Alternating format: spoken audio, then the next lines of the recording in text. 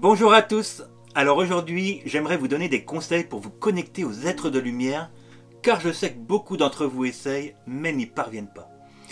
Et pourtant, vous aimeriez tellement y arriver. Quand vous nous voyez, Cindy et moi, vous en parlez dans nos vidéos, vous vous dites que ce serait une expérience tellement merveilleuse d'y parvenir, de savoir qu'ils sont là, qu'ils vous protègent et qu'ils vous soutiennent. Vous savez que cela vous rendrait tellement la vie plus facile. Alors, vous avez peut-être déjà essayé plusieurs choses que vous avez entendues dans plusieurs vidéos, mais malheureusement, vous ne les ressentez toujours pas et vous ne savez pas pourquoi. Eh bien, le problème, c'est que plusieurs raisons peuvent en être la cause. Peut-être êtes-vous coincé dans l'ego, ou vous êtes tellement distrait que ça détourne votre attention de ce canal intérieur dans votre cœur. Je vais donc vous donner quelques pistes pour que vous parveniez enfin à vous connecter avec vos guides spirituels ou des autres êtres de lumière selon vos croyances. Alors, perdons pas de temps, c'est parti!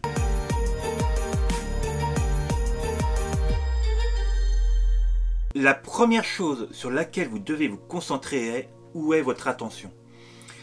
Vous devez savoir que vos guides spirituels sont sur des plans très subtils. Ils ont une conscience très haute. Et surtout, ils respectent votre libre arbitre. Ça veut dire par exemple que si vous êtes occupé à parler tout le temps ou que vous êtes trop absorbé par votre vie matérielle, ils ne vont pas vous interrompre. Où est votre attention dans ces moments-là? Il ne suffit pas d'essayer 5 minutes par jour de les appeler et hop, comme par magie, retourner à vos occupations en espérant que d'un coup, tout va changer et que vous allez réussir à vous connecter à eux. Même si vous détestez votre vie actuelle, ils ne vous en sortiront pas. Je vais vous dire un truc et vous allez être certainement d'accord avec moi. L'avancée de la technologie est une des pires choses qui nous éloigne de notre nature et de notre connexion spirituelle. Si vous avez pour habitude de passer tout votre temps libre à scroller frénétiquement sur les réseaux sociaux, laissez-moi vous dire que cela est votre cause principale de distraction, vous empêchant de travailler votre connexion avec l'invisible.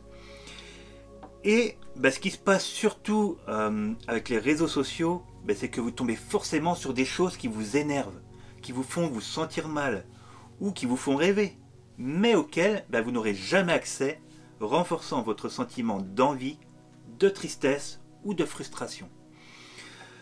Tout ça, ce sont des actes, des émotions, des sentiments qui font baisser votre vibration.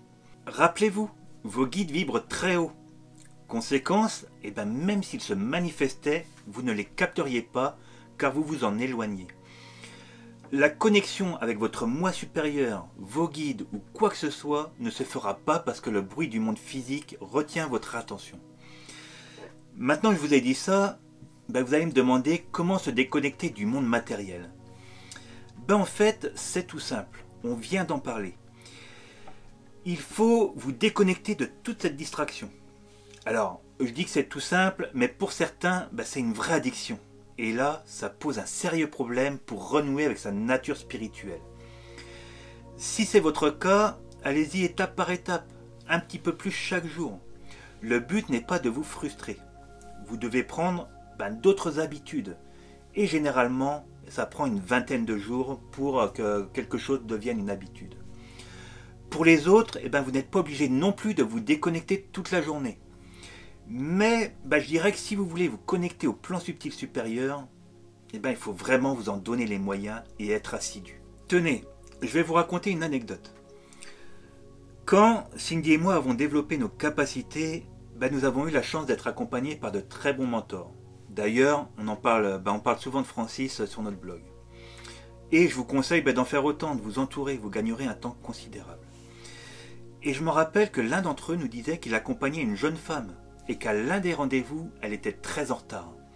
Elle l'a appelé, mais lui, il n'a jamais décroché. Et toute la semaine, elle a continué de l'appeler au téléphone, mais il n'a jamais répondu. Le prochain rendez-vous arrivant, elle a appelé à l'heure et là, il a répondu. Et à ce moment-là, elle lui a dit « Mais où étais-tu? Je pensais que tu étais mort. » Et lui a simplement dit « Que veux-tu dire où j'étais? Moi, j'étais ici. Tes guides étaient là. Nous étions là. Mais toi, tu n'es pas venu. » Alors, nous sommes partis. Je vous raconte ça non pas pour vous dire que vos guides vous abandonnent, mais pour prendre conscience sur la façon de vous connecter avec vos guides ou tout autre être de lumière. Il faut respecter ces liens, prendre des rendez-vous, en faire une priorité. Vous ne devez pas simplement rester assis à attendre, ni à claquer des doigts comme s'ils étaient vos serviteurs. Il faut faire preuve d'un peu de respect, se présenter à eux en se débranchant de tout ce bruit qui vous envahit. De vous débarrasser de toute cette distraction et confusion autour de vous et vous centrer vers l'intérieur afin de recevoir. C'est pour ça que nous vous encourageons souvent, au risque d'être rébarbatif, à avoir une pratique spirituelle ainsi qu'une bonne hygiène énergétique. Parce que le constat, c'est le suivant. Vous les appelez et ils sont là, mais c'est vous qui ne vous présentez pas. Et en plus, comme je constate souvent chez mes consultants, vous les loupez et vous les blâmez, alors que la cause, elle vient de vous. Ce comportement, il ne mène à rien d'autre que la stagnation. Prêtez attention et surveillez où se trouve votre attention et comment vous l'utilisez pour vous connecter avec vos guides. Et surtout, passez à l'action. Les 5 minutes que vous avez le matin avant de partir au boulot, ne les passez pas à scroller, mais plutôt à méditer. Ou ça peut être juste à vous tourner vers l'intérieur, à rester tranquille, à faire attention à votre respiration, ou encore à regarder votre jardin consciemment. Vous pouvez aussi écouter de la musique, chanter, tout ça, ça monte vos vibrations. Si vous avez pour habitude de prier, en définissant une intention sincère de vous connecter aux êtres de lumière, ça marche aussi très bien. La deuxième chose à faire, c'est de leur demander. Pensez au libre arbitre que vous avez et qu'ils respectent. Si vous ne demandez pas, ils n'interviennent pas. C'est à vous de leur dire que vous avez besoin d'aide. Alors, ça peut aller de soutien à une réunion qui vous stresse un peu, un rendez-vous chez le médecin qui vous angoisse, ou simplement une réponse à un problème, un chemin à emprunter, etc. Nommez aussi clairement que possible ce que vous voulez, car eux, ils ne passent pas par 4 chemins.